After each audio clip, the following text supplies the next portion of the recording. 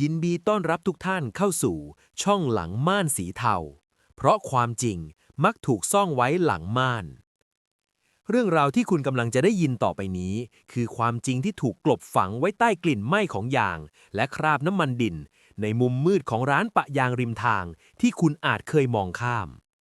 เสียงฟ้าร้องคำรามดังระงมมาแต่ไกล เมฆฝนหนาทึบปกคลุมท้องถนนจนมืดมิด เก่งนั่งกำพวงมาลัยรถเก๋งคันเก่าของเขาแน่น เหงื่อซึมตามฝ่ามือแม้แอร์ในรถจะเย็นจัด เขาเหลือบมองไปที่เบาะหลัง เห็นภรรยากำลังหลับสนิท และลูกสาวตัวน้อยที่กำลังกอดตุ๊กตาหมีตัวโปรด วันนี้เป็นวันสำคัญที่เขาต้องพาทุกคนกลับไปเยี่ยมพ่อแม่ที่ต่างจังหวัด แต่ในใจของเขากลับมีความกังวลหนึ่งที่สลัดไม่หลุด นั่นคือเสียงหอนแปลกๆที่ดังมาจากล้อรถทุกครั้งที่เขาเร่งความเร็ว เขานึกย้อนไปถึงเมื่อ3 วันก่อน วันที่เงินในกระเป๋าเขามีจำกัด แต่ยางรถยนต์ดันมาสึกจนเห็นเส้นลวด เขาขับรถเข้าไปในซอยลึกที่มีป้ายเขียนว่ายางเปอร์เซ็นต์ราคาถูกยางปีใหม่สภาพนางฟ้า ที่นั่นเขาได้พบกับเฮียชัยเจ้าของร้านที่มักจะมีรอยยิ้มพิมพ์ใจ และคำพูดที่ฟังดูเหมือนเป็นห่วงเป็นใยลูกค้าเสียเต็มประดา เฮียชัยเดินเข้ามาตบไหล่เก่งเบาๆ บอกว่ายางพวกนี้เป็นยางเกรด A ที่เจ้าของรถหรูเขาเปลี่ยนออกเพราะอยากได้รุ่นใหม่กว่า ทั้งที่ดอกยางยังหนาเตอะ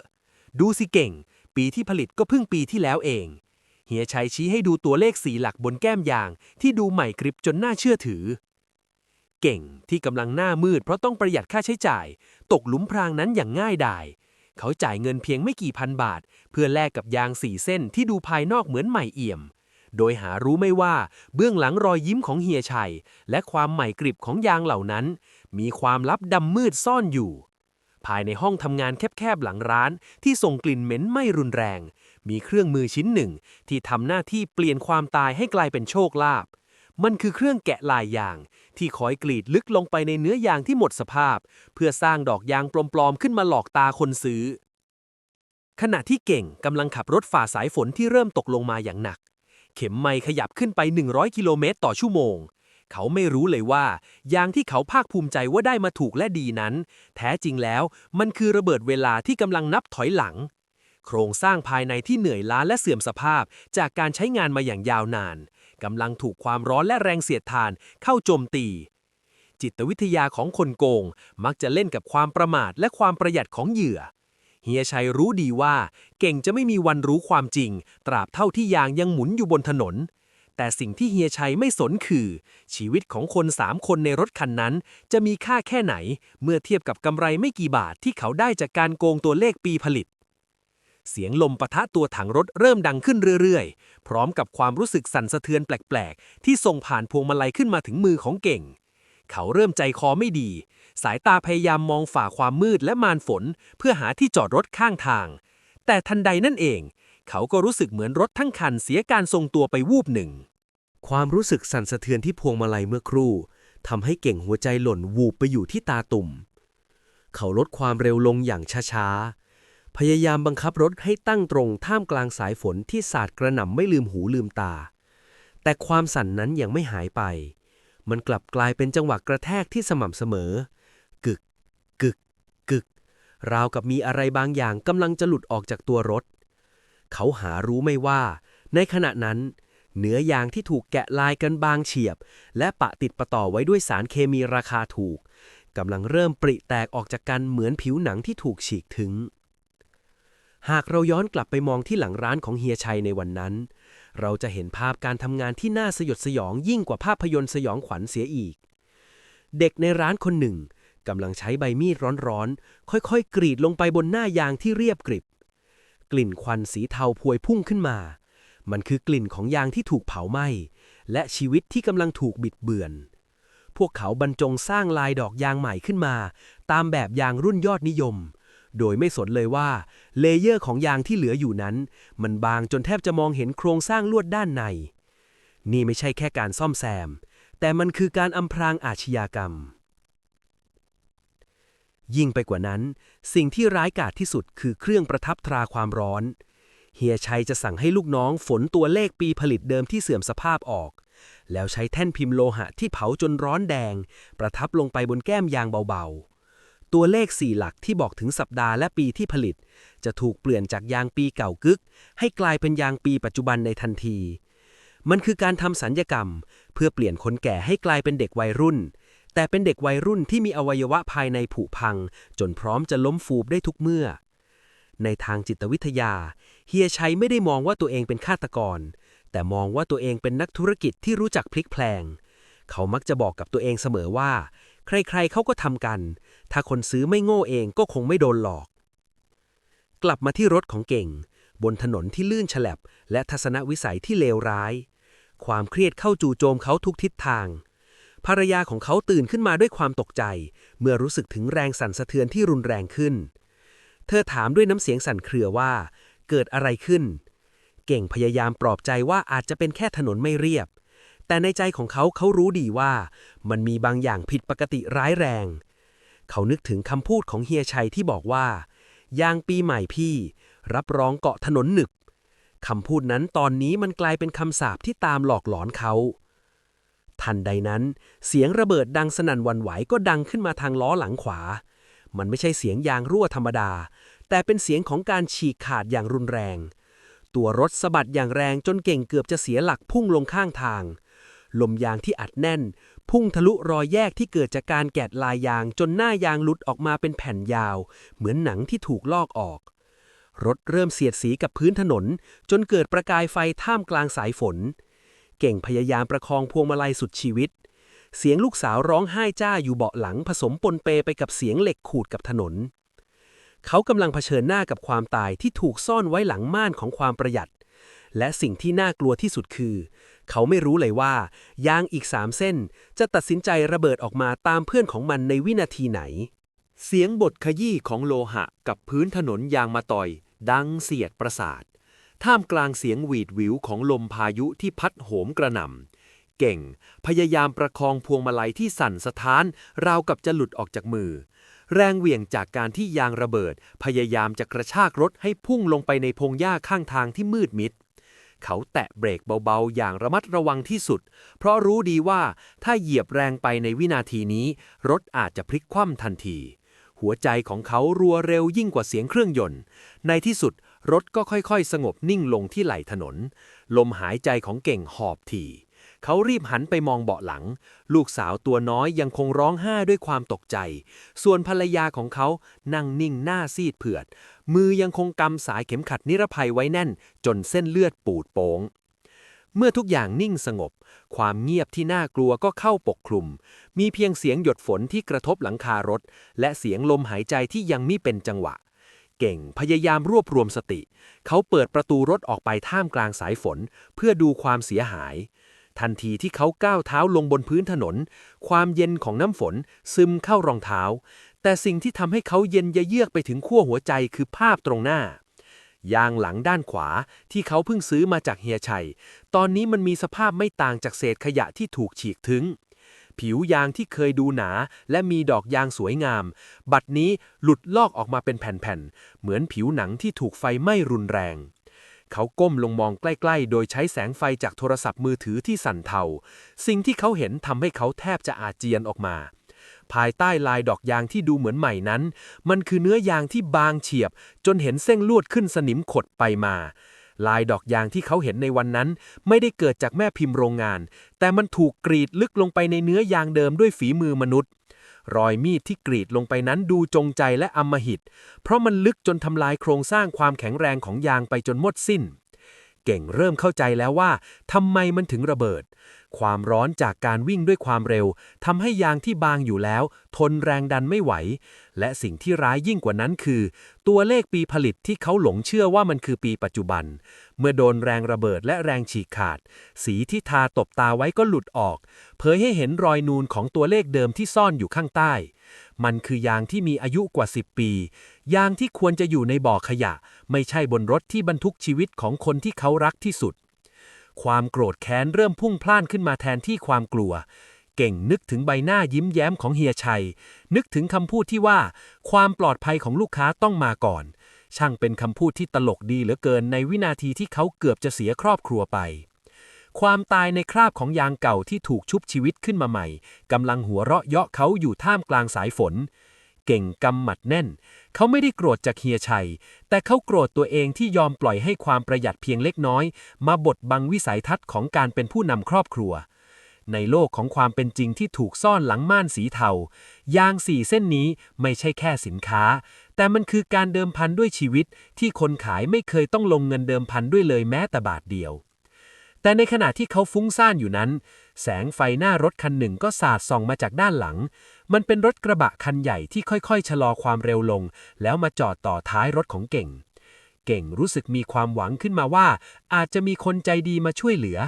แต่เมื่อประตูรถกระบะคันนั้นเปิดออกชายที่ก้าวลงมากลับทำให้เก่งรู้สึกถึงรังสีบางอย่างที่ไม่น่าไว้วางใจชายคนนั้นสวมหมวกแก๊ปปีกกว้างบังใบหน้าครึ่งหนึ่งเดินตรงเข้ามาหาเก่งพร้อมกับรอยยิ้มที่มองเห็นผ่านม่านฝนเพียงลางๆ ชายปริศนาเดินเข้ามาใกล้จนเก่งเห็นใบหน้าชัดเจนขึ้นภายใต้แสงไฟสลัวเขาดูเป็นชายวัยกลางคนที่มีท่าทางทะมัดทะแมงแต่แววตานั้นกลับนิ่งเฉยจนเก่งรู้สึกขนลุกชายคนนั้นไม่ได้เอ่ยถามว่าบาดเจ็บตรงไหนไหมแต่เขากลับเดินตรงไปที่ยางที่ระเบิดออกแล้วใช้เท้าเขี่ยเศษยางที่หลุดรุ่ยนั้นอย่างพิจารณาเขาแค่หัวเราะในลำคอเบาๆก่อนจะพูดขึ้นด้วยน้ำเสียงเรียบเฉยว่ายางร้านเฮียชัยละสิลายแกะแบบนี้มีที่เดียวแหละที่ทำได้เนียนขนาดนี้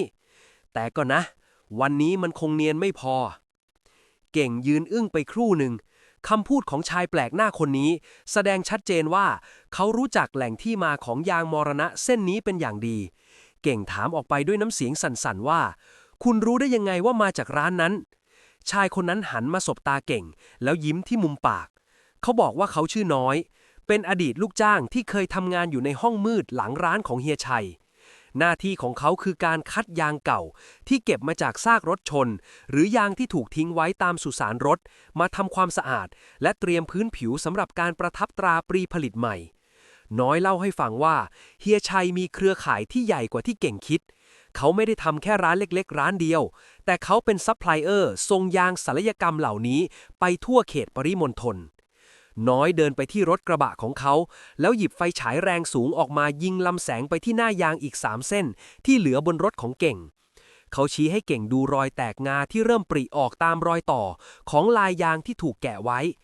ดูสิเส้นนี้ก็กำลังจะไปเส้นนั้นก็เริ่มบวม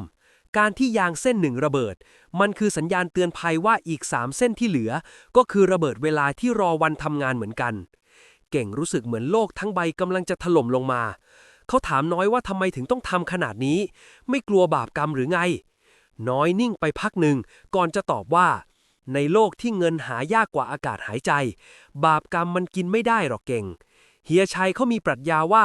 คนซื้ออยากได้ของถูกเขาก็จัดให้ส่วนเรื่องจะตายหรือไม่ตายมันอยู่ที่ดวงของแต่ละคนคำบอกเล่าของน้อยเปิดเผยความจริงที่น่าสยดสยองยิ่งขึ้นเฮียชัยไม่ได้เพียงแค่แกะลายยางแต่เขายังใช้สารเคมีบางอย่างทาเคลือบแก้มยางเพื่อให้ดูดำเงางามเหมือนใหม่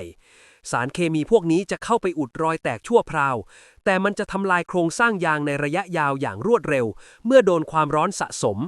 เก่งฟังแล้วรู้สึกเหมือนตัวเองเป็นเหยื่อที่ถูกจูงเข้าโรงฆ่าสัตว์โดยที่เขายังเดินเข้าไปหาคนฆ่าด้วยรอยยิ้มเองเสียด้วยซ้ำจิตวิทยาของอาชญากรอย่างเฮียชัยคือการสร้างภาพลักษณ์ของผู้ช่วยชีวิตในยามที่คนกำลังลำบากเรื่องเงินเขาจะทำให้คุณรู้สึกว่าเขาคือทางออกที่คุ้มค่าที่สุดทั้งที่ความจริงเขาคือคนแรกที่พร้อมจะถีบคุณลงเหวน้อยบอกเก่งว่าคืนนี้เขาจะช่วยลากรถของเก่งไปที่อู่ของเพื่อนเขาที่ปลอดภัยกว่านี้แต่มีข้อแม้ว่าเก่งต้องห้ามโทรแจ้งตำรวจในตอนนี้เก่งขมวดคิ้วด้วยความสงสัย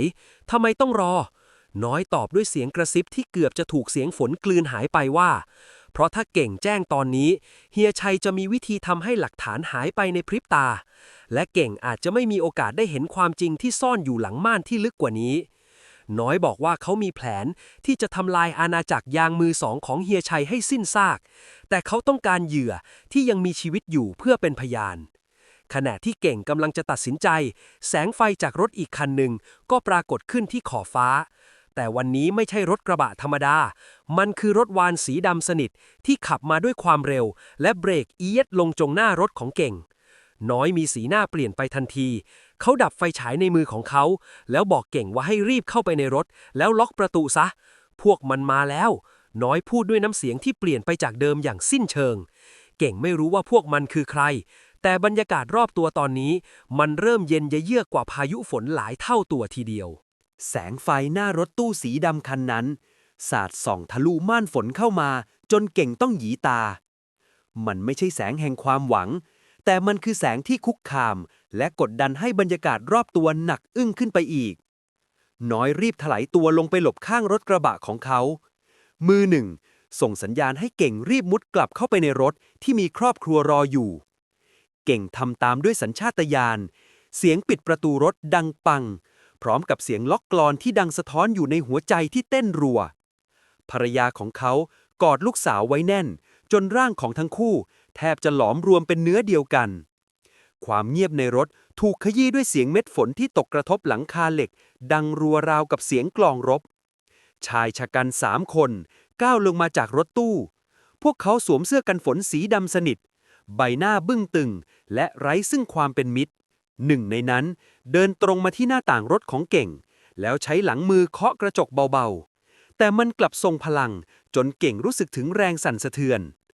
เขาจำได้ทันที ชายคนนี้คือคนที่ยืนคุมเชิงอยู่ข้างหลังเฮียชัยในวันที่เขาไปเปลี่ยนยาง ชายคนนั้นไม่ได้พูดอะไร แต่สายตาที่เขามองลอดกระจกเข้ามา มันคือสายตาของนักล่าที่กำลังจ้องมองเหยื่อที่ดิ้นไม่หลุด จิตวิทยาของการข่มขู่เริ่มต้นขึ้นตรงนี้ พวกเขาไม่ได้ใช้กำลังในทันที แต่ใช้ความเงียบและความมืดเป็นเครื่องมือสร้างความหวาดกลัว เพื่อให้เหยื่อรู้สึกว่าไม่มีทางหนีพ้น ในขณะที่เก่งกำลังจะตัดสินใจสตาร์ทรถเพื่อขับหนีแม้ล้อจะพัง น้อยก็ตะโกนฝ่าสายฝนออกมาว่าพวกมันมาเอาของไม่ได้มาเอาชีวิต น้อยพูดคำว่าของด้วยเสียงที่เน้นหนักทำให้เก่งฉุกคิดขึ้นมาได้ว่ายาง4 เส้นที่เขากำลังใช้งานอยู่นี้ อาจจะมีอะไรที่มากกว่าแค่ยางเก่าแกะลาย ชายในเสื้อกันฝนเดินไปที่ท้ายรถของเก่ง แล้วพยายามจะเปิดกระโปรงหลัง แต่เก่งล็อกไว้ พวกเขาเริ่มพูดคุยกันด้วยภาษาที่ฟังดูรุนแรงและเย็นชา เกี่ยวกับรหัสและรอยประทับที่อยู่บนแก้มยาง เก่งเริ่มสับสน ยางพวกนี้มันมีความลับอะไรซ่อนอยู่อีก นอกจากการโกงปีผลิต น้อยอาศัยจังหวะที่พวกมันเผลอ วิ่งอ้อมมาที่ประตูฝั่งคนขับของเก่ง แล้วเคาะกระจกอย่างแรง บอกให้เก่งปลดล็อกแล้วให้เขาเข้าไปในรถ น้อยกระซิบเสียงสั่นว่า พวกนี้ไม่ใช่แค่ลูกน้องเฮียชัย แต่มันคือกลุ่มคนที่มีอิทธิพลเบื้องหลัง เครือข่ายส่งออกยางผิดกฎหมาย ยางที่เก่งซื้อมานั้น แท้ที่จริงแล้ว มันคือยางที่ถูกเตรียมไว้เพื่อซุกซ่อนสิ่งผิดกฎหมายบางอย่าง ไว้ในโครงสร้างยางที่ถูกเลาะชั้นลวดออก แล้วอัดเข้าไปใหม่ เฮียชัยคงจะหยิบสลับเอาของที่เตรียมส่งมอบให้ลูกค้า VIP มาขายให้เก่ง เพราะความโลภที่เห็นเงินสดตรงหน้า ทันใดนั้นเสียงกระจกหน้าต่างรถฝั่งคนขับ ก็แตกละเอียดด้วยแรงกระแทกจากด้ามปืน ชายเสื้อกันฝนยื่นมือเข้ามาบีบคอเก่งด้วยความรุนแรง สายตาของมันจ้องลึกเข้ามาในดวงตาของเก่ง พร้อมกับคำรามว่าเอาของออกมา ไม่อย่างนั้นลูกเมียมึงไม่ได้กลับบ้านแน่ เก่งพยายามดิ้นรน ความกลัวที่เคยมีเปลี่ยนเป็นความโกรธแค้นที่ปะทุขึ้นมาอย่างรุนแรง เขาตระหนักได้ว่าชีวิตของครอบครัวเขากำลังถูกแขวนอยู่บนเส้นได้ที่มีความโลภของคนกลุ่มนี้เป็นคนถือกรรไกร ความจริงที่ซ่อนอยู่หลังม่านนี้มันช่างดำมืดและโหดร้ายกว่าที่เขาจะจินตนาการได้ และในพริบตานั้นเองแสงไฟจากอีกฟากหนึ่งของถนนก็พุ่งตรงเข้ามาหาพวกเขาอย่างรวดเร็ว เสียงเครื่องยนต์ที่คำรามดังสนั่นและแสงไฟสูงที่สาดส่องเข้ามาทำให้ชายในเสื้อกันฝนต้องปล่อยมือจากคอของเก่ง รถกระบะอีกคันหนึ่งพุ่งเข้ามาชาร์จใส่รถตู้สีดำจนเกิดเสียงโครมใหญ่ เศษพลาสติกและกระจกกระจายเกลื่อนถนน ท่ามกลางความชุลมุนนั้น น้อยรีบกระชากประตูรถเก่งแล้วตะโกนให้เก่งสตาร์ทรถแล้วเหยียบให้มิด แม้ยางจะเหลือเพียงกระทะล้อก็ต้องไป เก่งรวบรวมพละกำลังทั้งหมดบิดกุญแจสตาร์ทรถเครื่องยนต์คำรามตอบสนองเขาก่อนที่เขาจะเข้าเกียร์แล้วเหยียบคันเร่งจมมิด รถของเขาสายไปมาด้วยความทุลักทุเลเสียงกระทะล้อบดกับถนนดังสนั่นหวั่นไหวและส่งประกายไฟสีส้มวาบวับไปทั่ว พวกเขาหนีออกมาได้ในระยะหนึ่งก่อนจะเลี้ยวเข้าไปหลบในโรงงานร้างข้างทางที่น้อยเป็นคนบอกทางให้เก่งดับไฟรถและนั่งนิ่งอยู่ท่ามกลางความมืดสนิทมีเพียงเสียงฝนที่ยังคงตกเบาลงกว่าเดิมภรรยาของเขาร้องไห้ออกมาด้วยความอัดอั้นขณะที่ลูกสาวหลับไปด้วยความเหนื่อยล้าหรืออาจจะเป็นการสลบจากความช็อกน้อยนั่งหอบหายใจอยู่ที่เบาะข้างๆก่อนจะเริ่มเปิดเผยความจริงที่ลึกซึ้งยิ่งขึ้นเกี่ยวกับกระบวนการยางปีใหม่ในร่างเก่าที่เขาเคยเป็นส่วนหนึ่งน้อยเล่าว่าความจริงแล้วการแกะลายยางหรือการตอกเลขปีเป็นเพียงยอดภูเขาน้ำแข็งสิ่งที่น่ากลัวที่สุดคือกระบวนการที่เรียกกันในวงการว่าการอาบน้ำสารเคมียางเก่าที่หมดสภาพจนหน้ายางแข็งกระด้างจะถูกแช่ในถังน้ำยาเคมีพิเศษที่ทำให้เนื้อยางกลับมานิ่มและดูยืดหยุ่นเหมือนยางใหม่แต่น้ำยานี้จะทำปฏิกิริยากับโครงสร้างผ้าใบด้านในจนเสื่อมสภาพในเวลาอันรวดเร็วมันคือการหลอกลวงสัมผัสของมนุษย์เฮียชัยรู้ดีว่าคนส่วนใหญ่จะเช็คยางโดยการใช้เล็บจิกที่หน้ายางถ้าจิกเข้าแสดงว่ายางยังนิ่มและใช้ได้เขาจึงใช้เคมีตัวนี้มาเป็นเครื่องมือในการตบตาจิตวิทยาการขายของเขาคือการทำให้เหยื่อตายใจด้วยสัมผัสที่คุ้นเคยยิ่งไปกว่านั้นน้อยยังเปิดกระโปรงหลังรถของเก่งโดยใช้ไฟฉายส่องเข้าไปที่ยางอะไหล่ที่เก่งไม่เคยใส่ใจเขาสังเกตเห็นรอยตะเข็บประหลาดที่ขอบล้อน้อยบอกเก่งว่ายางที่เขาซื้อมานั้นถูกดัดแปลงโครงสร้างเพื่อใช้ซุกซ่อนยาเสพติดประเภทหนึ่งที่อัดเป็นแผ่นบางๆไว้ระหว่างชั้นของเนื้อยางและโครงสร้างลวดนี่คือเหตุผลที่พวกมันตามล่าเก่งอย่างเอาเป็นเอาตายเพราะยางชุดนี้มีมูลค่ามากกว่ารถทั้งคันของเก่งหลายร้อยเท่าความโลภของเฮียชัยที่อยากได้เงินเร็วๆโดยการเอาของผิดกฎหมายมาหมุนขายให้ลูกค้าทั่วไปกำลังจะกลายเป็นชนวนเหตุของสงครามระหว่างแก๊งเก่งนั่งฟังด้วยความรู้สึกสมเพชตัวเองเขาเป็นเพียงชายธรรมดาที่แค่อยากประหยัดเงินเพื่อเก็บไว้ให้ลูกสาวเรียนหนังสือแต่กลับต้องมาพัวพันกับเครือข่ายอาชญากรรมข้ามชาติเพียงเพราะหลงเชื่อคำลวงของพ่อค้าหน้าเนื้อใจเสือ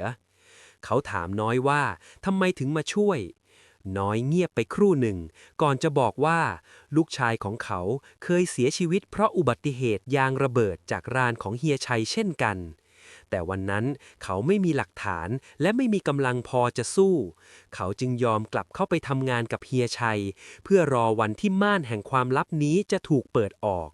และเก่งคือพยานคนเดียวที่ยังมีชีวิตอยู่พร้อมกับหลักฐานที่มีค่าที่สุดในขณะที่ความจริงเริ่มกระจ่างชัดเสียงโทรศัพท์มือถือของเก่งที่ตกอยู่ที่พื้นรถก็ดังขึ้นในความมืดหน้าจอโชว์เบอร์ที่เก่งจำได้แม่นมันคือเบอร์ของร้านเฮียชัยเก่งกดรับสายด้วยมือที่สั่นเทาเสียงที่ดังออกมาจากปลายสายไม่ใช่เสียงยิ้มแย้มของเฮียชัยที่เขาเคยได้ยินแต่มันเป็นเสียงแหบพร่าที่เต็มไปด้วยรังสีอำมหิตปลายสายพูดเพียงประโยคเดียวว่าถ้าอยากให้ลูกเมียมีลมหายใจข้ามคืนนี้ไปเอาของมาคืนที่โกดังเก่าท้ายซอยไม่งั้นยางเส้นสุดท้ายที่มึงจะได้เห็นคือยางที่ใช้เผาศพพวกมึงเองความเงียบในโรงงานร้างนั้นน่าอึดอัดเสียจนเก่งได้ยินเสียงหัวใจตัวเองเต้นรัวเป็นจังหวะเดียวกับหยดน้ำที่ตกจากหลังคาสังกะสีคำขู่ของเฮียชัยยังคงดังก้องอยู่ในหูมันไม่ใช่แค่คำขู่แต่มันคือคำประกาศสงครามจากคนที่ไม่มีอะไรจะเสียเก่งมองไปที่ภรรยาและลูกสาวที่หลับไหลอยู่เบาะหลังด้วยสายตาที่เต็มไปด้วยความเจ็บปวดความอ่อนแอที่เขาเคยมีเริ่มมอดไหม้กลายเป็นเปลวเพลิงแห่งความแค้นเขาหันไปหาน้อยที่นั่งขมวดคิ้วอยู่ข้างๆแล้วถามด้วยเสียงที่หนักแน่นกว่าเดิมว่าเราจะเอายังไงต่อผมจะไม่ยอมให้พวกมันมาแตะต้องครอบครัวผมอีกแล้วน้อยพยักหน้าช้าๆสายตาของเขามองไปที่ยางอะไหล่เจ้าปัญหาที่วางอยู่ท้ายรถเขาบอกกับเก่งว่าถ้าเราหนีเราจะหนีไปได้ไม่ไกลหรอกเพราะพวกมันมีเครือข่ายอยู่ทุกที่ทางเดียวที่จะจบเรื่องนี้คือต้องกระชากม่านที่เฮียชัยสร้างไว้ให้ขาดสะบั้นน้อยเริ่มอธิบายแผนที่ดูบ้าบิ่นแต่เป็นทางเลือกเดียวที่มีเขาให้น้อยช่วยสอนวิธีสังเกตความผิดปกติของยางเหล่านี้อย่างละเอียด เพื่อใช้เป็นข้อมูลในการต่อรอง น้อยหยิบมีดพกออกมาแล้วค่อยๆกรีดลงไปที่แก้มยางอะไหล่เขาชี้ให้เก่งดูรอยเชื่อมต่อที่ถูกปิดทับด้วยกาวอุตสาหกรรมราคาถูกนี่ไงเก่งดูตรงนี้ยางพวกนี้มันคือขยะที่ถูกฉีดฟิลเลอร์เข้าไปเพื่อรักษารูปทรงแต่มันไม่สามารถรับแรงกระแทกได้จริงจิตวิทยาของคนอย่างเฮียชัยคือความมั่นใจในอำนาจและเงินตรา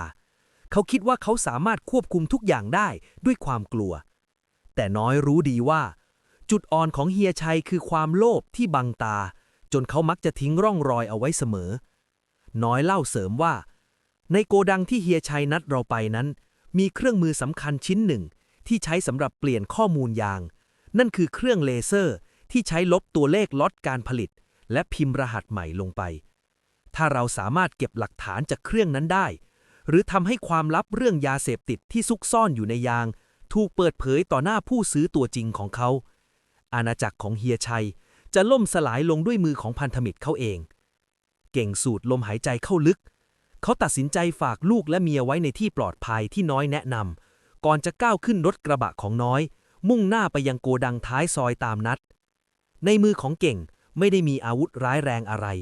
มีเพียงโทรศัพท์มือถือที่เปิดโหมดบันทึกเสียงและหัวใจที่พร้อมจะแลกด้วยชีวิตระหว่างทางที่ขับไปเก่งสังเกตเห็นร้านขายยางมือสองหลายแห่งที่ตั้งอยู่เรียงรายตามริมถนนเขาอดคิดไม่ได้ว่าหลังม่านของร้านเหล่านั้นจะมีเหยื่ออีกกี่คนที่ต้องมาเผชิญชะตากรรมแบบเดียวกับเขามีครอบครัวอีกกี่ชีวิตที่ต้องเสี่ยงตายบนท้องถนนเพียงเพราะคำลวงว่ายางปีใหม่สภาพนางฟ้าเมื่อรถของน้อยชะลอความเร็วลงที่หน้าโกดังไม้เก่าที่มีกลิ่นยางไม่โชยออกมาจางๆเก่งเห็นรถตู้สีดำคันเดิมจอดรออยู่แล้วแสงไฟสลัวจากภายในโกดังส่องลอดช่องประตูออกมาเห็นเป็นเงาคนเดินไปมาอย่างวุ่นวายเก่งหันไปมองน้อยที่กำพวงมาลัยแน่นน้อยบอกว่าจำไว้นะเก่งความจริงมันมีพลังในตัวมันเองแค่เราต้องหาจังหวะเปิดม่านออกมาให้ถูกเวลาทั้งคู่ก้าวลงจากรถ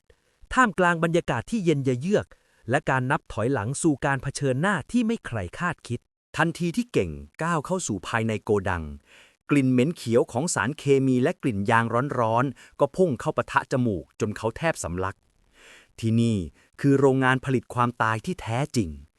แสงไฟนีออนที่กระพริบทีๆเผยให้เห็นกองยางเก่านับร้อยเส้นที่วางสุมกันถึงเพดานบางเส้นมีรอยฉีกขาดรุนแรงบางเส้นหน้ายางโล้นจนเลี่ยนแต่มันกำลังรอคิวเข้าสู่กระบวนการชุบชีวิตเพื่อไปหลอกขายให้คนที่ไม่รู้เท่าทันเก่งเห็นเครื่องแกะลายยางที่ตั้งอยู่กลางห้องใบมีดของมันกำลังหมุนวนและส่งเสียงกรีดแหลมคมลงบนเนื้อยางเส้นหนึ่งเกิดเป็นควันสีเทาจางๆพวยพุ่งขึ้นมาเหมือนวิญญาณที่กำลังถูกกรีดเฉือนเฮียชัยยืนรออยู่ตรงนั้นเขาสวมชุดซาฟารีสีเข้มที่ดูสะอาดตาขัดกับสภาพแวดล้อมที่สกปรกโสมมรอยยิ้มพิมพ์ใจที่เก่งเคยเห็นในวันแรกตอนนี้มันกลับดูเหมือนหน้ากากที่สวมทับปีศาจร้ายไว้เฮียชัยตบมือเสียงดังแล้วพูดด้วยน้ำเสียงร่าเริงว่ามาจนได้นะเก่งพี่ก็นึกว่ามึงจะใจเสาะพาเมียหนีไปซะแล้วไหนล่ะของที่พี่ลืมไว้ในยางอะไหล่เอามาคืนพี่แล้วเราจะได้จบเรื่องนี้แบบคนกันเองเก่งจ้องมองชายตรงหน้าด้วยสายตาที่เต็มไปด้วยความชิงชังเขาไม่ได้หยิบยางอะไหล่ออกมาแต่กลับเดินเข้าไปหาเฮียชัยอย่างไม่เกรงกลัวเก่งพูดด้วยเสียงที่ดังกังวานว่าพี่ชัยพี่เรียกผมมาเพื่อจะเอาของผิดกฎหมายคืนหรือพี่อยากจะปิดปากผมกันแน่แต่พี่ลืมไปอย่างหนึ่งนะยางที่พี่ขายให้ผมมันระเบิดไปแล้วและความจริงที่พี่ซ่อนไว้ในนั้นมันก็เริ่มระเบิดออกมาเหมือนกันเฮียชัยหน้าถอดสีไปวูบหนึ่งก่อนจะกลับมาตีหน้ายักษ์เขาหันไปส่งสัญญาณให้ลูกน้อง3 คนเดินเข้ามาล้อมเก่งไว้จิตวิทยาของอาชญากรเมื่อถูกต้อนจนมุมคือการใช้ความรุนแรงเพื่อกลบเกลื่อนความขลาดเขลวเฮียชัยคำรามออกมาว่ามึงอย่ามาเล่นลิ้นกับกูเก่งมึงมันก็แค่ไอ้ขี้แพ้ที่อยากได้ของถูกเองไม่ใช่เหรอกูแค่สนองความต้องการของมึงจะมาเรียกหาคุณธรรมอะไรในนรกแห่งนี้ในจังหวะนั้นเองน้อยที่แอบซุ่มอยู่ในเงามืดข้างกองยางก็ได้เริ่มแผนของเขาไม่ได้เข้าไปช่วยเก่งด้วยกำลังแต่เขาใช้ความรู้ในระบบไฟฟ้าของโกดังที่เขาเคยทำงานอยู่น้อยจัดการสับสวิตช์ไฟหลักจนโกดังทั้งหลังมืดสนิทในทันทีความโกลาหลเกิดขึ้นในพริบตาลูกน้องของเฮียชัยตะโกนสั่งการกันอย่างวุ่นวาย เก่งอาศัยความมืดและคำแนะนำของน้อยที่กระซิบผ่านหูฟังไร้สาย มุดหลบเข้าไปอยู่หลังแท่นประทับตราปีผลิต เขาเห็นรหัสแลกล็อตที่เฮียชัยกำลังจะปลอมแปลงยางชุดใหม่ที่เตรียมส่งให้ลูกค้า VIP เก่งใช้โทรศัพท์มือถือถ่ายภาพหลักฐานเหล่านั้นไว้ได้ทั้งหมด ทั้งเครื่องแกะลาย ยางที่ถูกเตรียมซุกซ่อนสิ่งของ และที่สำคัญที่สุดคือ เอกสารการขนส่งที่มีชื่อเฮียชัยเป็นผู้ลงนามชัดเจน แต่ทว่าความผิดพลาดก็เกิดขึ้นจนได้ เมื่อแสงแฟลชจากกล้องโทรศัพท์วูบขึ้นท่ามกลางความมืด แสงนั้นดึงดูดสายตาของลูกน้องเฮียชัยคนหนึ่งให้พุ่งตรงมาที่จุดที่เก่งซ่อนอยู่ เสียงฝีเท้าหนักๆวิ่งตรงเข้ามาพร้อมกับเสียงปืนที่ดังขึ้น1 นัด กระสุนพุ่งเจาะเข้าที่กองยางใกล้ตัวเก่งจนเศษยางกระจายว่อน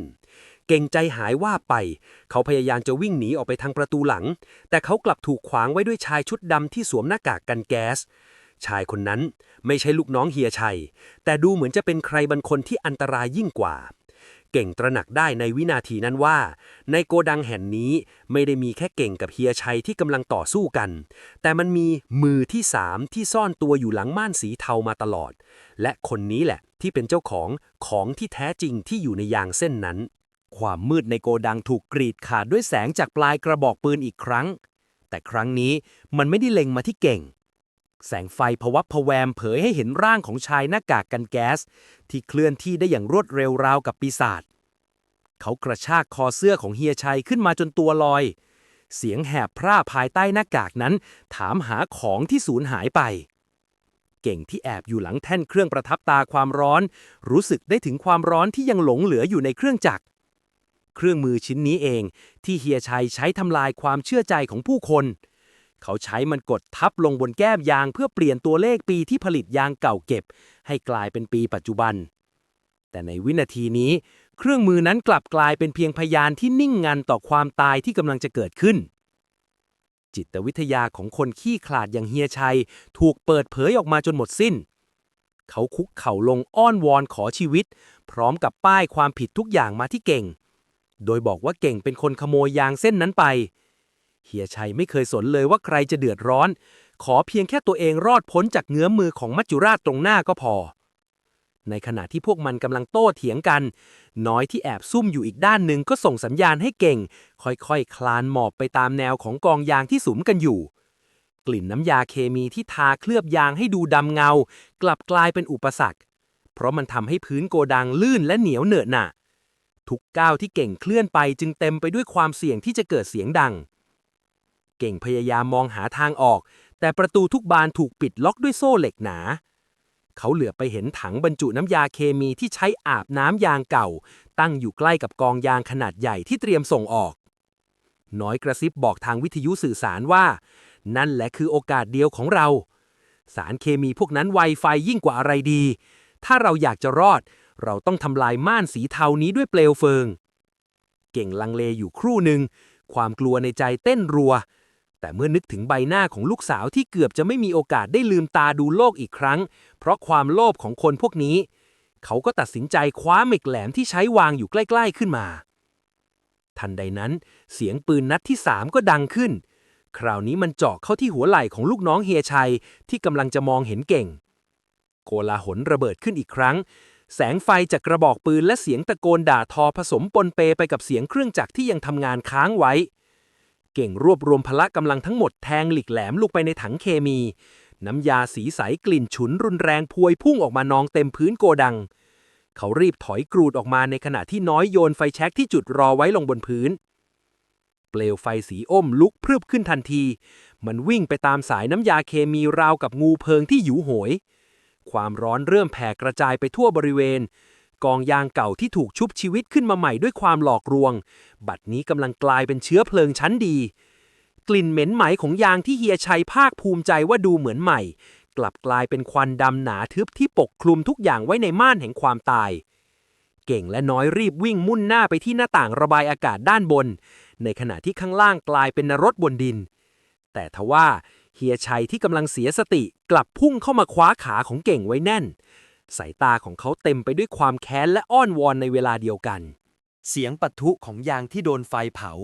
ดังสนั่นหวั่นไหวเหมือนเสียงระเบิดที่เก่งเคยได้ยินบนถนนในคืนฝันร้ายนั้น ฮียชัยที่กอดขาเก่งไว้ พยายามจะลากเขาลงไปสู่กองเพลิงด้วยกัน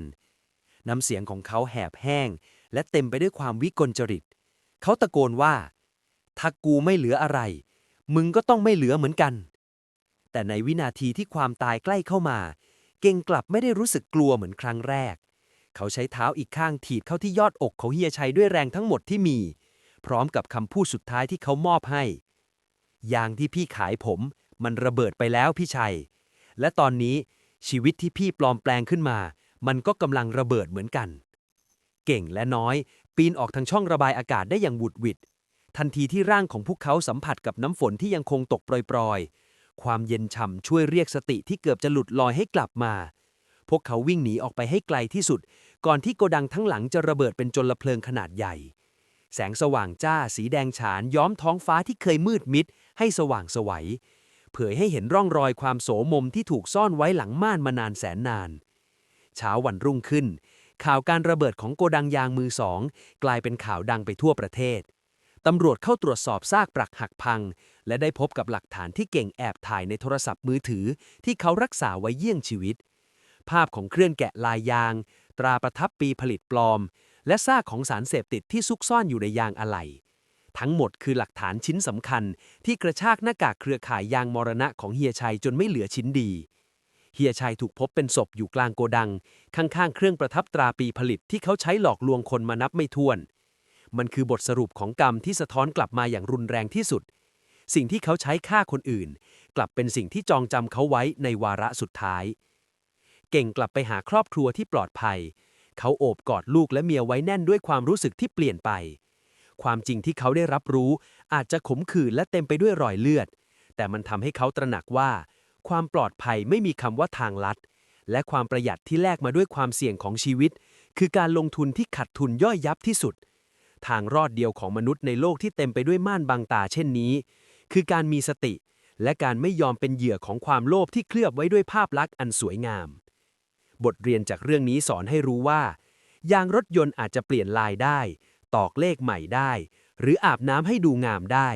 แต่โครงสร้างข้างในที่เสื่อมสลายไปแล้ว ไม่มีวันกลับมาแข็งแรงได้ดั่งเดิม เช่นเดียวกับความสัตย์ซื่อของคน หากเสียไปแล้ว ต่อให้พยายามสร้างภาพลักษณ์ใหม่เพียงใด ความจริงที่ซ่อนอยู่ใต้นั้น ก็จะรอวันระเบิดออกมาทำลายล้างทุกอย่างในที่สุด ขอบคุณทุกท่านที่ร่วมเดินทางไปกับเราในคดีนี้ อย่าปล่อยให้คำลวงราคาถูกมาพรากสิ่งที่มีค่าที่สุดในชีวิตของคุณไป และจงจำไว้ว่า ตรวจสอบทุกความจริงให้ดีก่อนที่จะตัดสินใจก้าวเดิน เพราะความจริงมักถูกซ่อนไว้หลังม่าน ผมและทีมงานหลังม่านสีเทาขอลาไปก่อน สวัสดีครับ